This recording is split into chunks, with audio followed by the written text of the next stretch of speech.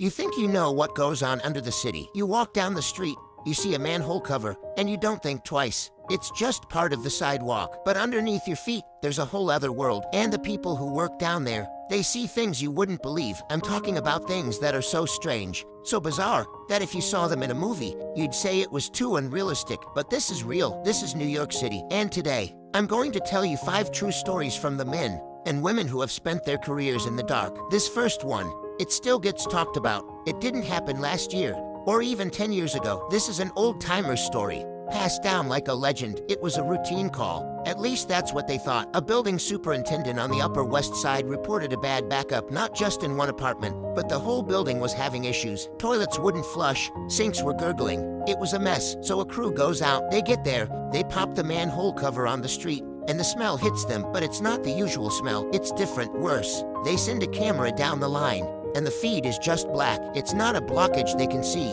It's like the pipe is just full of something solid. So they have to go in. They suit up. They hook up the ventilation hoses. And the first guy climbs down. His boots hit the ground. But it's not the solid concrete of the sewer pipe. It's soft. It gives way. He's sinking. He shines his headlamp down. And he realizes he's not standing on sewage. He's standing on a mountain of coffee grounds. A literal mountain. Somewhere in that neighborhood, probably a restaurant or a hotel, had been dumping their massive coffee grinders down the drain for months, maybe years, and it all collected here, in this one pipe. And it congealed. It mixed with the grease and the water, and it turned into this dense, black sludge that had the consistency of wet cement. It wasn't just a pile of it. It had filled this entire section of the sewer, a pipe that's big enough for a person to walk through, completely packed solid with this coffee ground concrete. The job went from a simple snaking to a weeks-long excavation project. They had to use shovels and buckets. They'd fill a bucket, hoist it up, empty it into a truck, and go back down. 4 days, the entire crew was buzzing on caffeine fumes for a week.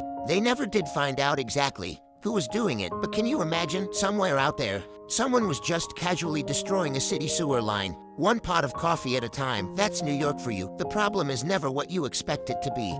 That's one kind of surprise, the kind that's just a massive, annoying, smelly puzzle. But then there are the surprises that are alive. This next story comes from a guy who worked in the system for 20 years. He said you get used to the rats, you really do. They're just part of the landscape. But this one time, he was on a repair job deep in the system, way under the streets of Lower Manhattan. These are the old brick tunnels from the 1800s. It's dark, it's damp, and the only sound is the dripping water and the echo of your own footsteps. He and his partner were inspecting a crack in the wall, and they started hearing this noise. It wasn't the usual skittering, it was lower, a kind of rhythmic scraping sound. They followed the sound, turning down a connecting tunnel that wasn't on their map. It was an old overflow channel, probably not used in 50 years. And at the end of this tunnel, they saw it. There was a light, a faint flickering light. As they got closer, the scraping got louder. They rounded a slight bend, and they found a man, an old man, with a long, ragged beard, sitting on an upturned bucket.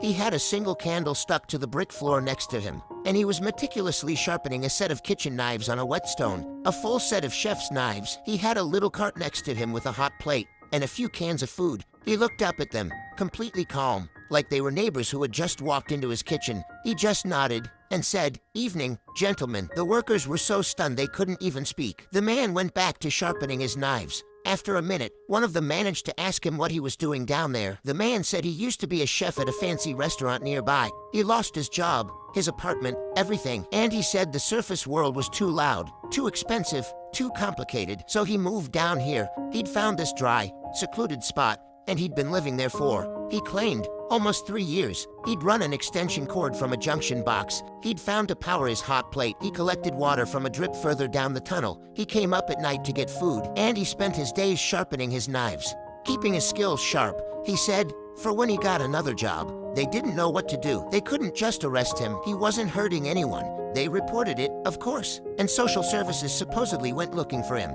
But he was gone by the next day. He just vanished back into the maze. This guy had chosen the sewers over the city. He preferred the company of the rats to the people upstairs.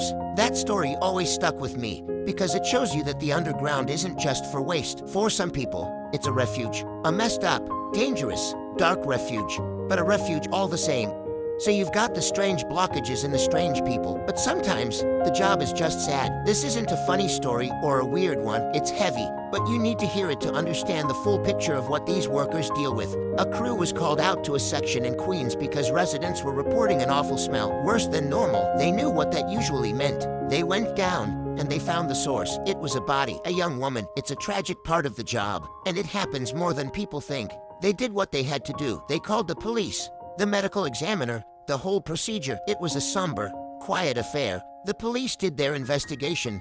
The body was taken away, and the workers were left to just clean up and move on. But a few days later, another call comes in from the exact same spot. The same smell. They go down, bracing themselves for the worst, and they find another body in almost the exact same location. This was now a pattern, and it was terrifying. The police got involved again. This time it was a full-blown investigation. They set up cameras. They had undercover officers in the area, but they found nothing. The sewer workers, though, they have a different kind of intelligence. They know the flow of the system. They know how things move. One of the older workers, he looked at a map of the sewer lines in that area. He noticed that both bodies had been found at a specific junction where several large pipes met. It was like a small underground room. He had a theory. He thought that the bodies weren't being dumped directly into that spot. He thought they were being put into the system somewhere else, miles away, and the current was carrying them to this specific junction where they would get stuck. It was like a net catching driftwood. So instead of looking for a killer near the spot where the bodies were found, they needed to look for an entry point. They traced the pipes backwards, looking for easy access points, and they found one. It was a storm drain outlet that emptied into the East River in a secluded industrial area. The grate was broken. Someone could easily put something there, and the next high tide would wash it right into the city's veins. The police staked out that drain, and a few nights later, they caught someone, a guy, totally unconnected to the victims, using the sewer system as his personal dumping ground. He thought it was the perfect crime, that no one would ever find the bodies, or if they did, they'd never be able to trace them back to him. He was almost right, but he didn't count on the sewer workers knowing their own backyard better than anyone. That story isn't about a monster living in the tunnels. It's about how the tunnels can be used by monsters up here. And it's about the guys who work down there, who have to see the absolute worst of what the city has to offer, and still go back down the next day. After something like that, you need a story that's just purely ridiculously funny. And this one is, it involves a wedding ring. A guy was working on a water main repair, not strictly a sewer job, but it's all connected. He was in a deep trench, and his wedding ring, which was a little loose, slipped off his finger. It fell into the mud, and before he could grab it, a rush of water from a broken pipe washed it right into an open sewer inlet. Gone just like that. He was devastated. It wasn't valuable, but it was his wedding ring. He told his wife, and she was, understandably, pretty upset. He felt terrible. Fast forward about 6 months. This same guy is now on a sewer cleaning crew in the Bronx. They're using a high-pressure water jetter to blast through a clog in a large pipe. This thing shoots water with enough force to cut through tree roots. They break through the clog, and as the water starts flowing again, something comes shooting out of the pipe and clinks against the metal wall of the chamber. He looks down, and there, sitting in a puddle, is a wedding ring. He picks it up. It's caked in grime, but he cleans it off, and sure enough, it's his own wedding ring, the one he lost 6 months earlier, miles away in a different borough. By some insane, 1 in a billion chance, his ring had traveled through the labyrinth of the city's drainage system, gotten stuck in a clog, and was then blasted out right at his feet by his own machine. Half a year later, what are the odds? He took it home, told his wife the story, and she didn't believe him at first. Who would? He had to get his crew to vouch for him. He got the ring race-sized that week. He never took it off again. That's not just a lucky break.